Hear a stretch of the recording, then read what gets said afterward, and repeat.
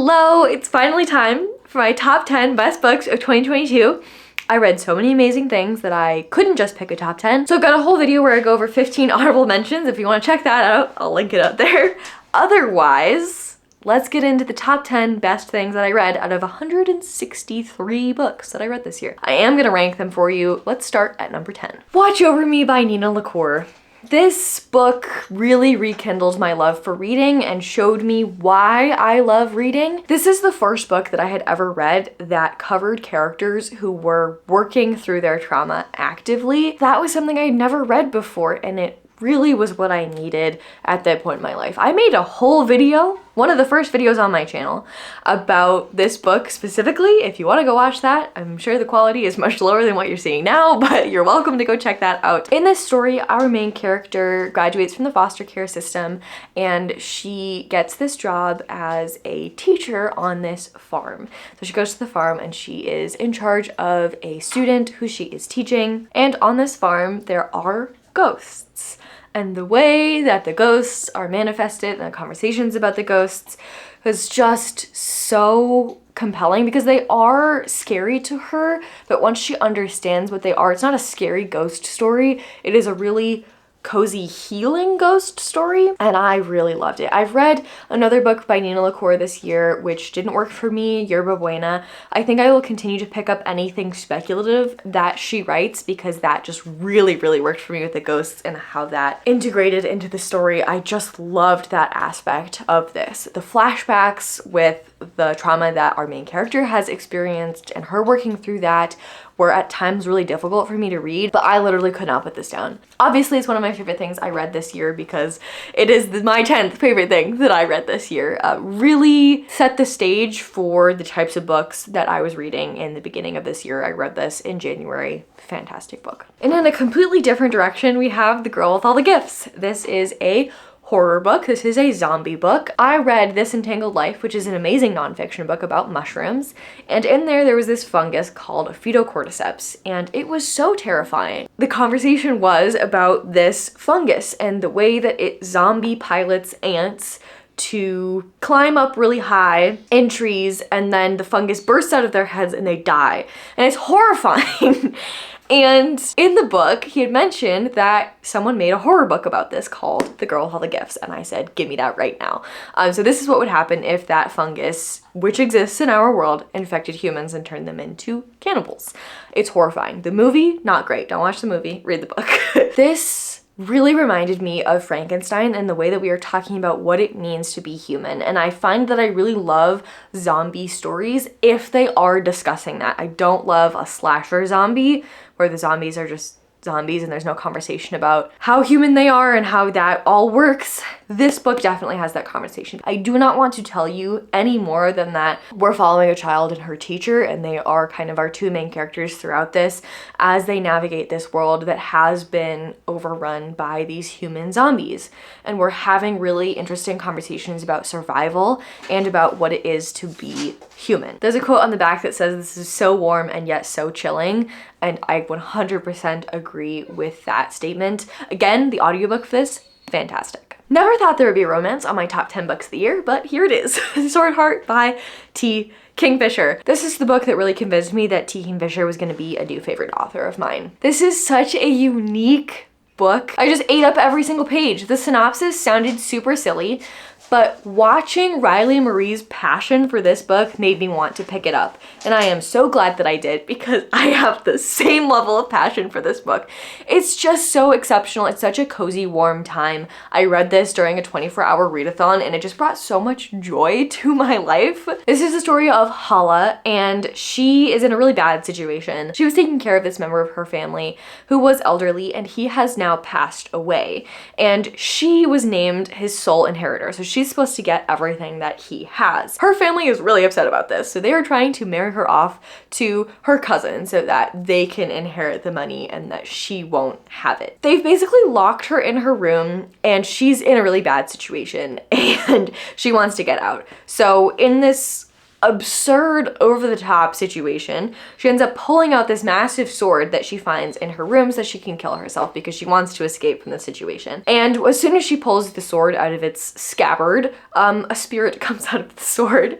Sarkis, the spirit of the sword, the protector of the sword. He's a guy who has been put into this sword to protect its wielder, and now Hala is the wielder of the sword. It is so freaking funny the way that this works. He's very chivalrous. She's also naked when she opens the sword because she didn't want her clothes to get in the way. So it's just this really absurd, over-the-top, hilarious situation that we find ourselves in as this book starts out, and he helps her escape from where she is, and they kind of go on this quest together to figure out how to sort out Hala's life and figure that out. A romance blooms between them. It's so good, you guys.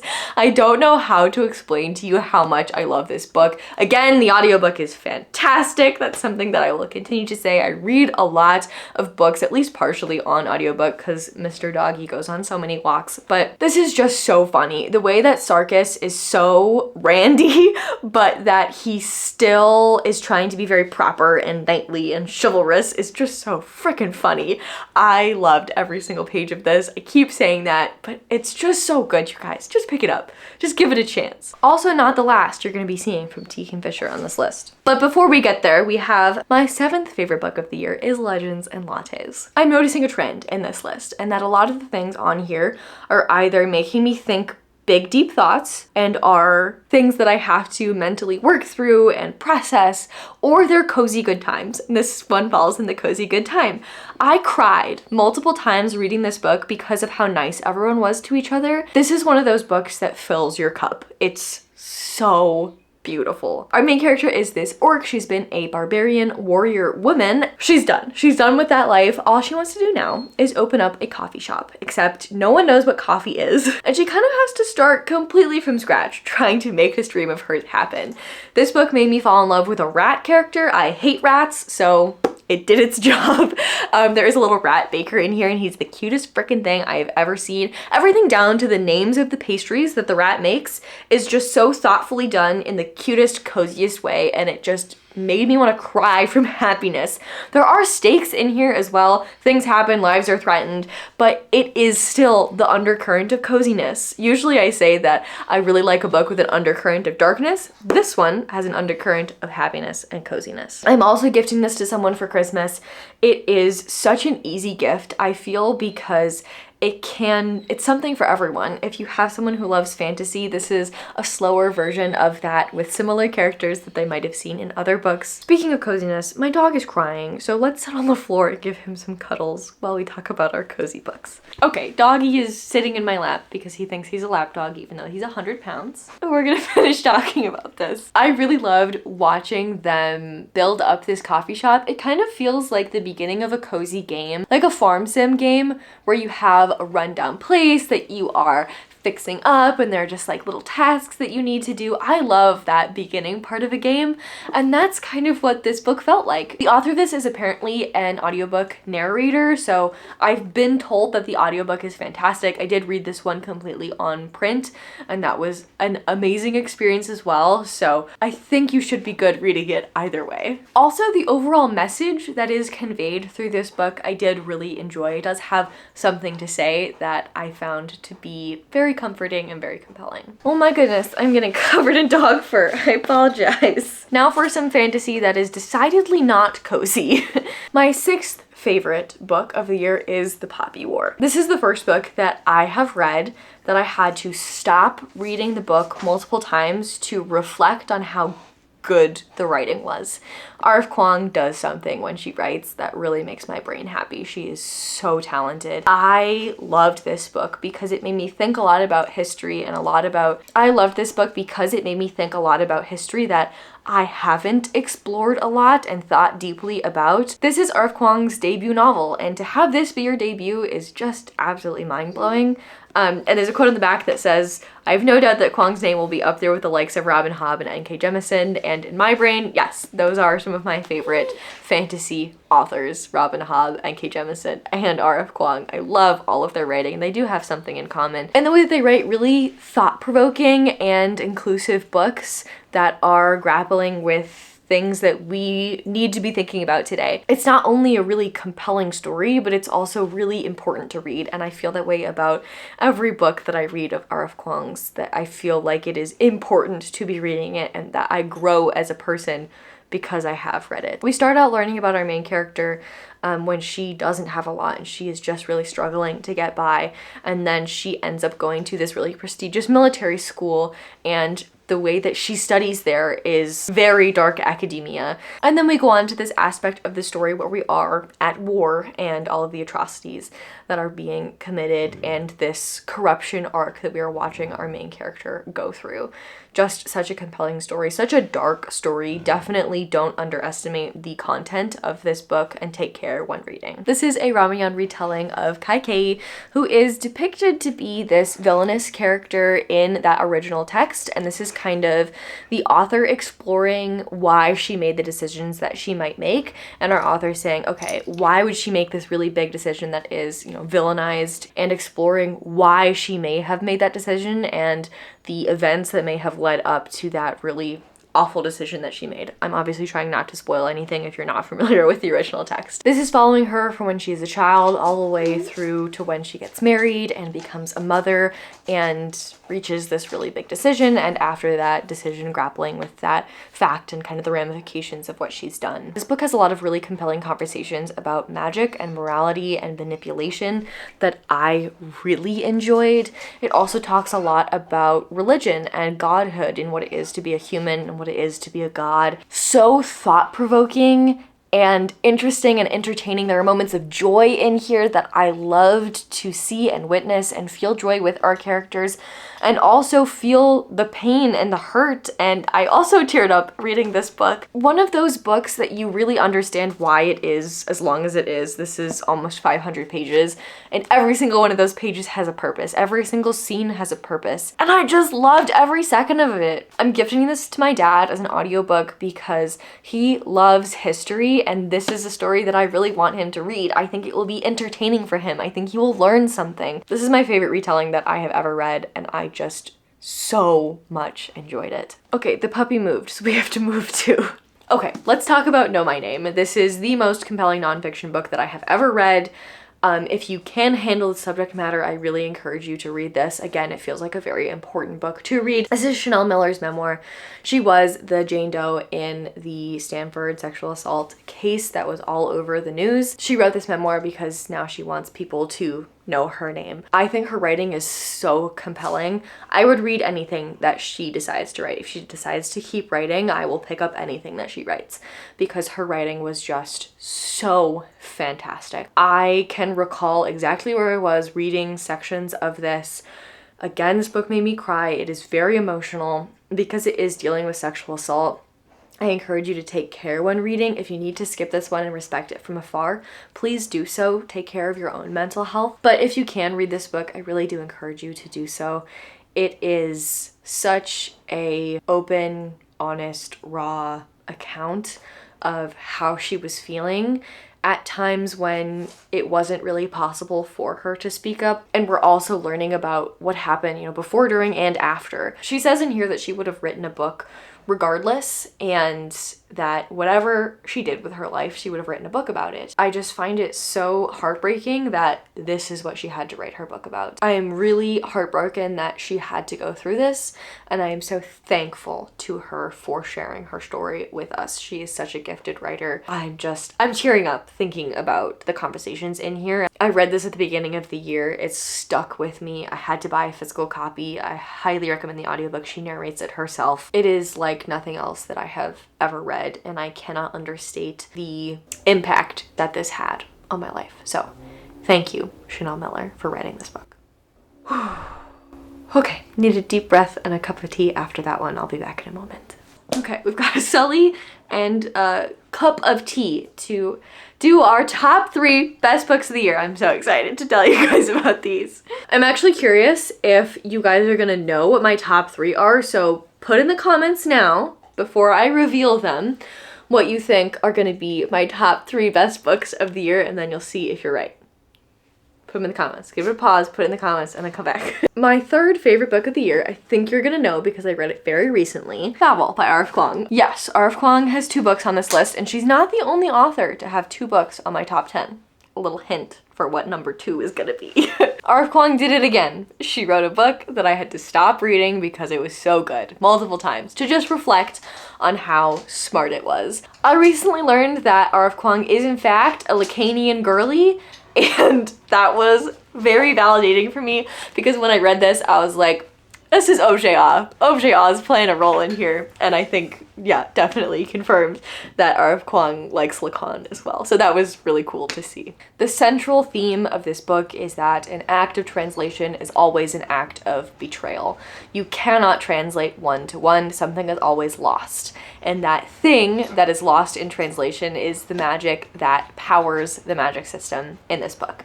We are talking a lot about colonialism, where we're following characters who are useful to Oxford and to Babel, the institution, because they know languages like Mandarin that are not spoken a lot in the European world. It's important that they are not spoken a lot because they need that difference in translation, so they need languages that don't have words that English speakers typically use. So like French, for example, we have a lot of overlap in our language systems, and so that's not as magical, as powerful of a word. So these minorities who are ostracized and systemically oppressed become valuable because of their language.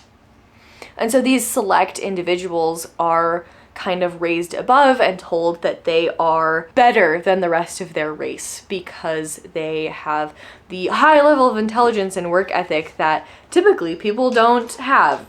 Obviously, it's a really racist sentiment, and that's a central theme of this. I loved how nuanced the conversations were in here. This is such an interesting critique of colonialism, and I just ate it up. I loved it a lot. There are footnotes in here which were not my favorite part of the story, but is a lot of people's favorite part of the story. So heads up that there are extensive footnotes in here, and I did grow to really love them towards the end of the book. All in all, a masterpiece. Incredibly, incredibly thrilled to have an autographed copy of this. It's one of my most cherished books that I have on my shelves. Okay, number 2. Surprise, surprise, that the other author that I have 2 books on my top 10 list is Miss T. Kingfisher herself. The Hollow Places is my favorite horror that I have read this year. This blew me away. I love T. Kingfisher's writing, and I think it's really funny that I have her kind of lightest book, the romance, Sword Heart, on here, and also one of her darker books, a true horror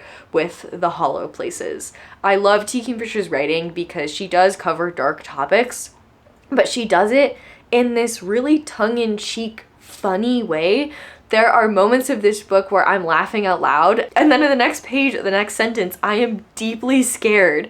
This is one of the only books that has actively terrified me. I think I told you in a reading vlog, which I'll link, I had a very scary dream because of this book. Cosmic horror is one of my favorite types of horror. That is what this is. Basically, our main character, she is in her 30s and she's just gotten divorced, and she moves in with her uncle, who has this crazy museum full of taxidermy animals and other oddities. She grew up very familiar with this museum, and so it's a very familiar place to her. She goes there to help him because he's got some health problems, and also because she kind of needs a place to land. Once there, she finds a portal world. A hole in the wall appears, and through that hole is this horrifying place which contains many, many portals to other worlds. And the creatures in here that are the scary ones, they can hear you thinking, and that is so scary. This book deals a lot with the uncanny because she is in this really familiar place to her, and then all of a sudden it is deeply wrong because there is this hole in that place. And it's just this really powerful metaphor and allegory, and also it's deeply scary because our main character, she's kind of had her life turned upside down, and so everything that was familiar to her is no longer familiar. And then she goes to this landing place, and that too has been corrupted, and it is just my favorite type of horror because it makes me think deeply about my own life, and it just has so many layers to it. The way that this location is described and the horror in here is so freaking scary. I loved how intelligent the horror was in here. It's just my favorite horror book, I think, maybe ever. Lots of really interesting thought trails came out of this and conversations that I'm having with myself and with my friends and family. This was a very thought-provoking book, but it was also highly entertaining. Like, I had a really good time reading it. If you do like horror, I would suggest picking this one up 100%. This, I don't think, is for everyone. I think the ratings on this are actually quite low, but it is my perfect horror book. It's talking about all the things that I want to talk about. It's funny. I love horror that also has that comic relief in it. It almost makes the horror scarier because you can be laughing on one page and then the smile falls right off your face, and I love that. That leaves us with my favorite book of the year. I cannot stop thinking about this book, and I think I'm due for a reread. I just read this a couple of months ago, and I think I do want to reread it. I'm gonna keep saying this with all of these books that I'm talking about for 2022, that I think sometimes a book comes into your life at exactly the right moment. But I think just for where I am in my life right now and where the world is, this was really what I needed. And I think the structure of this book is so unique, and just the way that it is constructed really blew me away. So my favorite book of the year is How High We Go in the Dark. I cannot recommend the audiobook for this enough. Each chapter reads like its own short story, even though they are all connected. I would say going into this, think of this as a short story collection that has a thread of connection and not as a novel with individual chapters. I think the way that this was marketed as a novel kind of may have led to a lot of its lower ratings. It is a pretty low rated book. And I think a lot of the reviews that I've seen are people saying, this isn't a novel, this is a short story collection. Whereas going into it, I thought it was a short story collection, and I didn't realize that it was in chapters, not in individual stories. This is a debut novel, and I'm gonna read anything that Sequoia Nagamatsu writes in the future because I think this is just so smart and so entertaining, and I cried over a pig. It's so freaking good.